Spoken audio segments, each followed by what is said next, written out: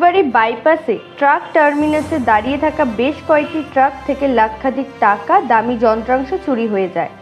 এরপর নিউ জলপাইগুড়ি থানায় লিখিত অভিযোগ দায়ের করে টার্মিনাস কর্তৃপক্ষ।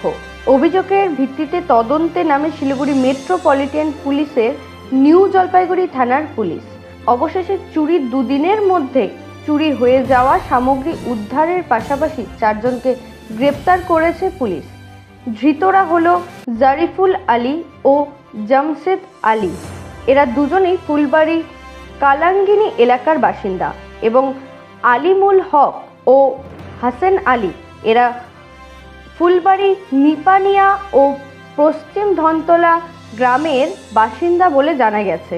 ধৃত 4 জনকে শনিবার জলপাইগুড়ি আদালতে পাঠানো হয়েছে।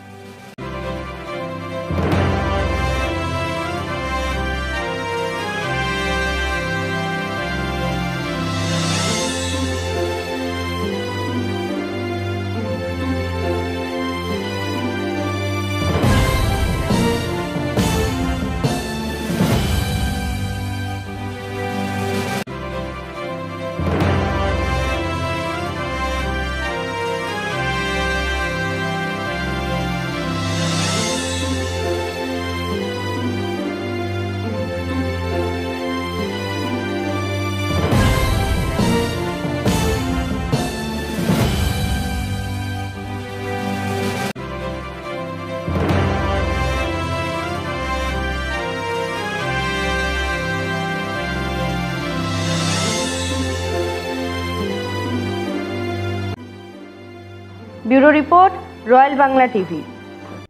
সমবায়িকা স্বপ্ন পূরণে অঙ্গীকারবদ্ধ।